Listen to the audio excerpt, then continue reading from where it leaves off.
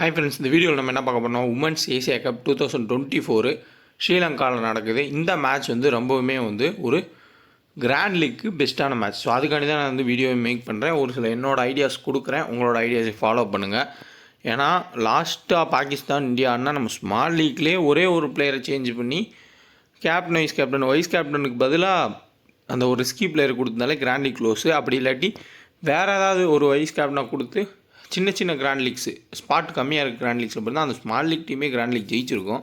So பெஸ்ட்டாக இருக்கும், நல்லா ஒரு ஸ்டார்ட் கிடச்சிருக்கு. ஸோ இந்த மேட்ச்லேயுமே யூஏஇ பிளேயர்ஸை பற்றி நிறைய பேருக்கு தெரிஞ்சிருக்காது உங்களுக்கு.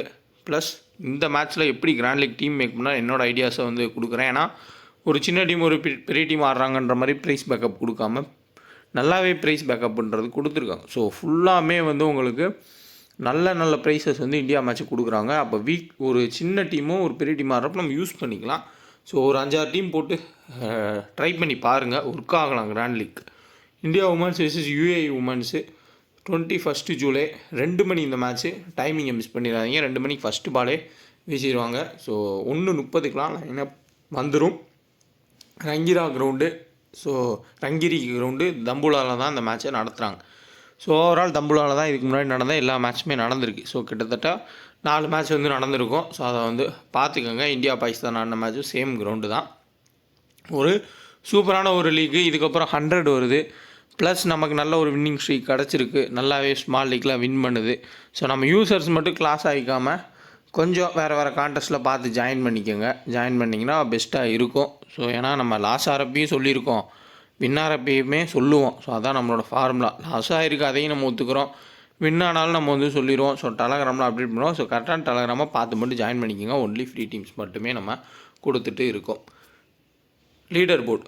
ஸோ 11 சேலஞ்சர்ஸ் ஆப்போட பெஸ்ட் என்னென்னா காம்படிஷன் ரொம்ப கம்மியாக இருக்கும். ப்ளஸ் ஓரளவுக்கு டெவலப் ஆகி வர ஆப்பு. ஆனால் கான்டெஸ்ட் எல்லாமே உங்களுக்கு ஃபுல்லாகும்.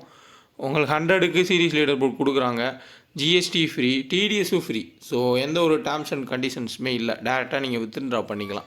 இன்ஸ்டால் பண்ணிக்கங்க. 2K டெக்கன் ரெஃபரோட பயன்படுத்திக்கிங்க. ப்ளஸ் உங்களோட வின்னிங்ஸை நீங்கள் ட்ரான்ஸ்ஃபர் பண்ணால் 4% எக்ஸ்ட்ராவும் உங்கள் டெபாசிட்டுக்கு மாற்றி கொடுக்குறாங்க. மெயினானது ஜிஎஸ்டி மோஸ்ட்லி எல்லா ஆப்ஸ்லேயுமே ஃப்ரீ. அது எந்த ஒரு ப்ராப்ளம் இல்லை. டிடிஎஸ் இவங்க ஃப்ரீ பண்ணி தராங்க. ஸோ எப்போயுமே இது ஒன்று புரிஞ்சுக்கோங்க, எந்த ஆப்பாக இருந்தாலும் உடனே வின் பண்ண வித்ட்ரா பண்ணன்னு நீங்கள் இருந்தீங்கன்னா நீங்கள் ஃபேண்டசிக்கு புதுசுன்னு தான் அர்த்தம். ஸோ மினிமம் ஒரு வாரமாச்சும் ஒரு 2 வாரத்துக்கு ஒரு தடவையாவது நீங்கள் ப்ளே பண்ணி வித்ட்ரா பண்ணுறப்ப தான் உங்களுக்கு டிடிஎஸ் கால்குலேஷன்றதே இதாகும் மற்ற ஆப்ஸ்லேயும். ஸோ இந்த ஆப்பில் உங்களுக்கு மந்த்துக்கு 30,000 வரைய டிடிஎஸ் ஃப்ரீ பண்ணி தராங்க. ஸோ நீங்கள் வின்னு லாஸ்ன்னு மாறி ப்ளே பண்ணுறப்போ அது உங்களுக்கு ஃபுல் ஃப்ரீயாக தான் கிடைக்கும். ஸோ பெஸ்ட்டாக நிறையா பேர் நம்ம யூசர்ஸ் ட்ரை பண்ணுறாங்க. ட்ரை பண்ணி பாருங்கள். இப்போ நம்ம ஃபுல் டீட்டெயில்ஸ் பார்ப்போம். கிராண்ட் லீக்கானது India women's versus UAE women's. So full detail பார்க்கலாம். அதுக்கு முன்னாடி டெலகிராமில் எப்படி ஜாயின் பண்ணுறதுன்றதையும் கொஞ்சம் பார்த்துட்டு வாங்க. நம்ம டெலகிராம் சேனலில் ஜாயின் பண்ண நினைக்கிறவங்க ஒரிஜினல் சேனல் செக் பண்ணி ஜாயின் பண்ணிக்கோங்க. டிஸ்கிரிப்ஷனில் லிங்க் இருக்குது. ஸோ கரெக்டான அட்ரஸான்னு சர்ச் பண்ணி ஜாயின் பண்ணுறவங்க ரொம்பவுமே சேஃபாக ஜாயின் பண்ணுங்கள். ஒன்லி ஃப்ரீ டீம்ஸ் தான், நம்ம அமௌண்ட் எதுவும் வாங்குறது கிடையாது. ஒரிஜினல் சேனல் பார்த்து ஜாயின் பண்ணுங்கள். ஸோ நான் பல டைம் சொல்லிட்டேன். ஸோ நம்மளோட வின்னிங்ஸ் பார்க்கலாம். கடைசியாக கொடுத்த எல்லா மேட்ச்சுமே வின்னு தான். அதுக்கான எல்லா ஸ்க்ரீன்ஷாட்டுமே நான் போஸ்ட் பண்ணியிருப்பேன். அதேமாதிரி ஃபேப்லோன் ஆப்பில் எப்படி வின்னிங்ஸ் கிடைக்குதுன்றதையும் பார்த்துக்கோங்க. இந்த மேட்ச் வின்னு ஒரு மேட்ச்சு. ஸோ அதுக்கு முன்னாடி இந்த மேட்ச்சும் வின்னு. ஸோ இது டிஎன்பிஎல். அதுக்கப்புறம் பார்த்தீங்கன்னா அதுக்கு முன்னாடி எல்பிஎல். ஸோ கவர் பண்ணதே அந்த 3 மேட்ச் தான். அது 3மே வின்னு. அதுக்கு முன்னாடி பார்த்தீங்கன்னா பிளாஸ்ட் கவர் பண்ணியிருப்போம்னு நினைக்கிறேன். ஸோ அதுவுமே வின்னு. கிராண்ட் லீக் கிட்ட உமன்ஸ் மேட்ச் கவர் பண்ணோம். ஸோ இதுவுமே வின்னு. இதுக்கான வின்னிங்ஸும் நம்ம போஸ்ட் பண்ணியிருப்போம். அதேமாரி பிளாஸ்ட்டு கிராண்ட் லீக் 2 டைம் க்ளோஸாக போனோம். ஸோ கிட்டத்தட்ட கடைசியாக கவர் பண்ண 7லேருந்து 8 மேட்ச் நமக்கு வின்னிங்கிறது கிடச்சிருக்கு. ஸோ கரெக்டாக பயன்படுத்தி ஃபாலோ பண்ணி வின் பண்ணிக்கோங்க நீங்களும். ஏன்னா வின்னிங் லாஸுன்றது மாறி வரும். ஸோ என்னை பொறுத்தவரையும் எனக்கு லாஸ் ஆனாலும் எனக்கு பிரச்சனை இல்லை, எப்படி அதை கவர் பண்ணுன்றது தெரியும். ஸோ நமக்கு வின்னிங்ஸ் கொடுத்துட்ருக்கப்போ டெலகிராமில் நீங்கள் அதை ஃபாலோ பண்ணிக்கோங்க. ஏதாவது ஒரு சில சேஞ்சஸ் பண்ணாலும் சேஞ்சும் பண்ணிக்கோங்க. ஒன்லி ஃப்ரீ டீம்ஸாக கொடுக்குறோம். மறுபடியும் சொல்கிறேன், நம்ம நேமை யூஸ் பண்ணி யாராவது அமௌண்ட்டு கேட்டால் கொடுத்துறாதீங்க. இந்தியா உமன்ஸோட பிளேயிங் லோன் பார்க்கலாம்.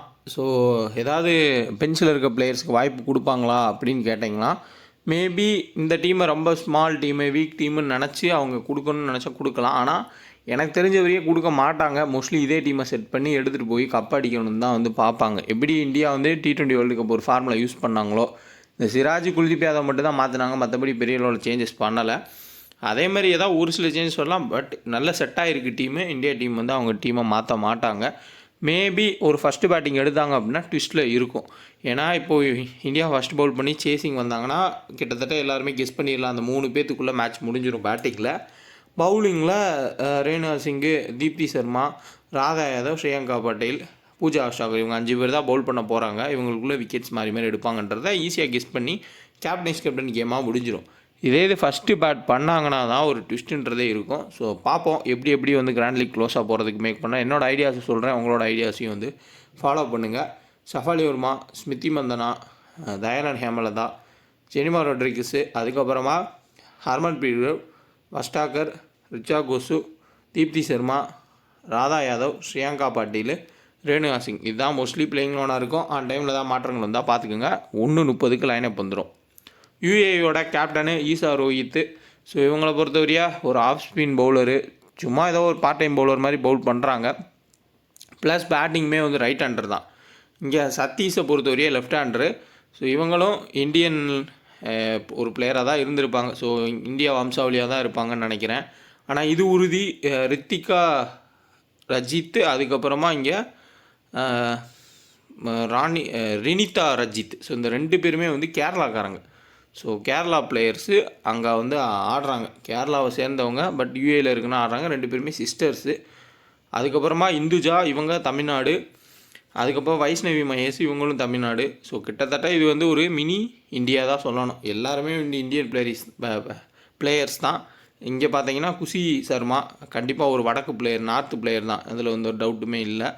கவிசா இவங்க ஸ்ரீலங்கன் பிளேயரு, அதில் எந்த ஒரு டவுட்டும் கிடையாது. ஸோ ஓவரால் யூஏயில் கிரிக்கெட்டே கிடையாது. இங்கேருந்து போனவங்க அங்கே இருந்து ஒரு டீமை உருவாக்கியிருக்காங்க. எப்படி ஒரு யூஎஸ்ஏ டீம் தான் வந்து யூஏஇ கேர்ள்ஸ் டீமே இருக்குது.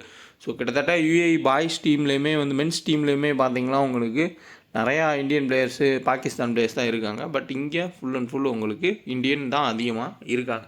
ஸோ அது எப்படியோ இருக்கட்டும். ஸோ அவங்களோட பெஸ்ட்டை கொடுக்குறதுக்கு ட்ரை பண்ணுவாங்க. இப்போது இவங்களோட பவுலிங் பர்ஃபார்மன்ஸ்னு பார்த்தோம்னா இந்த 2 பேருமே, இந்த சிஸ்டர்ஸ் 2 பேருமே பவுல் பண்ணலை. பட் பவுலர்ஸ்ன்னு தான் வந்து சொல்கிறாங்க. பெரிய அளவில் எனக்கு எந்த ஒரு டீட்டெயிலுமே கிடைக்கல. ஆனால் பெரிய பவுலர்ஸ்னு சொல்கிறாங்க. ஆனால் லாஸ்ட் மேட்ச் பவுலிங் எதுவுமே கொடுக்கல.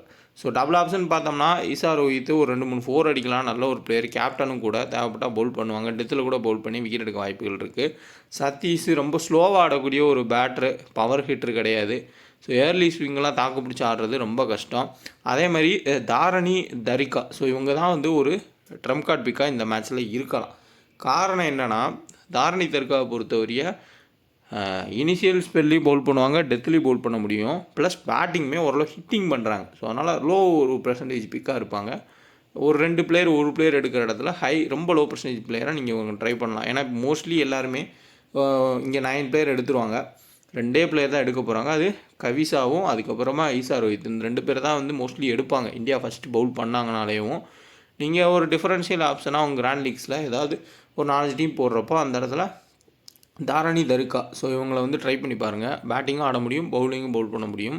அதே மாதிரி குஷி சர்மா, ஸோ இவங்களுமே சேம் தான், ரைட் ஆம் மீடியமு ப்ளஸ் பேட்டிங்குமே டீசெண்டாக ஆடக்கூடிய பிளேயர் தான். இன்னொரு பிளேயர் தான் வந்து ஹீனா ஹரிஸ், ஹைனான்னு சொல்லிட்டேன். ஸோ ஹீனா ஹரிஸ், ஸோ இவங்களை பொறுத்தவரையா left arm batter, left arm orthodox. Suppose India வந்து எப்படினாலும் லெஃப்ட் ஆம் ஸ்பின்னர்ஸ்க்கு வந்து விக்கெட்டை கொடுக்குறாங்கன்ற லாஜிக்கில் நீங்கள் ஒரு டீம்லையாச்சும் ட்ரை பண்ணிங்கன்னா இங்கே ஹீனா ஹரிஸை ட்ரை பண்ணி பார்க்கலாம். வைஷ்ணவ் மகேஷ் லீடிங் விக்கெட் எடுக்கிறவங்களுக்கு, ஸோ பயங்கரமான ஒரு பிளேயர், நல்லாவே வந்து பவுல் பண்ணி விக்கெட்ஸுன்றதை கண்டினியூ எடுத்தாங்க. பட் பெரிய டீம் கூட விக்கெட் எடுக்க முடியாமல் கஷ்டப்படுறாங்க, அதையும் பார்த்துருக்கோம். So Lavanya Ken, so off spin போன மேட்ச் ஒரு விக்கெட் எடுத்தாங்க, பட் ஓவர்ஸ் கொடுக்குறது டவுட்டு தான். இந்துஜா ரவிச்சந்திரன், ஸோ ரவிக்குமாரோ ரவிச்சந்திரனோ இவங்க right arm medium pace, so maybe டெத்தில் பவுல் பண்ணுறதுக்கான சான்ஸ் இருக்கலாம். மோஸ்ட்லி இந்துஜா, ரவிக்குமார், அதுக்கப்புறமா இங்கே பார்த்தோம்னா தாரணி தர்கா, ஸோ இவங்க 2 பேர் டெத்தில் பவுல் பண்ணலாம். மற்றபடி ஸ்பின்னர்ஸை வச்சு தான் வந்து அவங்க ஆப்ரேட் பண்ணுவாங்க. தேவைப்பட்டால் அந்த கேரளா சிஸ்டர்ஸ் இவங்க 2 பேரில் யாராவது வந்து பவுல் பண்ணுறதுக்கான சான்ஸ்ன்றது இருக்கும். ஸோ அது ஆன் டைமில் ஆடுறாங்க, யார் ஆடுறாங்கன்றதை கொஞ்சம் பார்த்துக்கலாம். ஸோ ஓவரால் இப்போது இந்த சைடு கிளியர் கட்டாக கிடச்சிருக்கும். இதில் வந்து ஒரு டீட்டெயில் சொல்லிடுறேன். மோஸ்ட்லி எல்லோரும் ட்ரை பண்ண போகிறது ஈசா ரோஹித்தையும் அதுக்கப்புறமா கவிசா, இவங்க 2 பேரை தான் வந்து ட்ரை பண்ணுவாங்க. நீங்கள் ஒரு 2 பிளேயர் ட்ரை பண்ணணும், ஒரு பிளேயர் ட்ரை பண்ணணும், டிஃப்ரெண்ட்டாக ட்ரை பண்ணணும்னு நினச்சிங்கன்னா தாரணி தரிகா, அதுக்கப்புறமா குஷி சர்மா, ஹீனா ஹரிஸ். ஸோ இவங்க 3 பேர்த்த ட்ரை பண்ணி பாருங்கள். ரொம்ப லோ பர்சன்டேஜ் பிளேயராக இருப்பாங்க. உங்கள் டீமில் நீங்கள் ஆட் பண்ணிங்கன்னா கண்டிப்பாக ஏதாவது ஒரு பெர்ஃபார்மன்ஸ் கொடுத்தாங்கன்னா நல்ல ஒரு சாய்ஸாக இருக்கும். இதே இது இந்தியா ஃபஸ்ட்டு பேட் பண்ணாங்க அப்படின்னா கெஸ் பண்ணுறது ரொம்ப ரொம்ப கஷ்டம். ஏன்னா இப்போ எல்லாரோட டார்கெட்டுமே இந்த 2 பேர் மேலே தான் இருக்கும். ஆனால் யாருமே யோசிக்காமல் ஏதோ ஒரு பார்ட் டைம் பவுலர் வந்து விக்கெட் எடுக்கலாம். ஏன்னா இவங்க எல்லாரையுமே பவுலிங் கொடுக்குறாங்க, எல்லாருமே பேட்டிங் ஆடுறதுனால. ஸோ அது நம்ம லக்கை பொறுத்து தான் இருக்குது. இப்போ இந்தியன் டீமில் நீங்கள் ஏதாவது ஒரு டீம் ஃபஸ்ட் பேட் பண்ணுறாங்கன்னா இவங்க 2 பேருக்கு கேப்டன்ஷிப் கொடுத்து ஒரு டீமை செட் பண்ணிக்கோங்க. இன்னொரு டீமில் பார்த்தோம்னா ஹர்மன்ப்ரீத் கவுர், ஜெனிமா ரோட்ரிக்ஸ் பேட்டிங் வரும் அப்படின்னு சொல்லி இந்த 5 பேருமே நீங்கள் வந்து ஒரு பேட்டர்ஸாக கூட கன்சிடர் பண்ணி எடுத்துக்கோங்க. ரிச்சா கோசுவை வந்து எடுத்துக்கோங்க. ஆனால் ரிச்சா கோசு இந்த மேட்ச்சில் மெயின். ஸோ நிறைய பேர் வந்து சதீஷ்னு எடுக்கலாம் விக்கெட் கீப்பர் ஆப்ஷனில். ஆனால் ரிச்சா கோசு எடுத்துக்கோங்க. கண்டிப்பாக நான் சொல்கிறேன், ஸ்டெம்பிட்டு கேட்சில் வந்து ரிச்சா கோசுவே ஒரு 30 பாயிண்ட் எடுக்கிறதுக்கான வாய்ப்புகள் ரொம்ப அதிகமாக இருக்கும். ஸோ என்ன தான் சதீஷ் ஒரு 10 ரன் அடித்தா கூட ரிச்சா கோசு விக்கெட் கீப்பிங்லேயே பாயிண்ட் எடுத்துகிட்டு போயிடுவாங்க. ஸோ அதனால் ஒரு முக்கியமான ஒரு பிக்கு. காரணம் என்னன்றதையும் சொல்கிறேன்.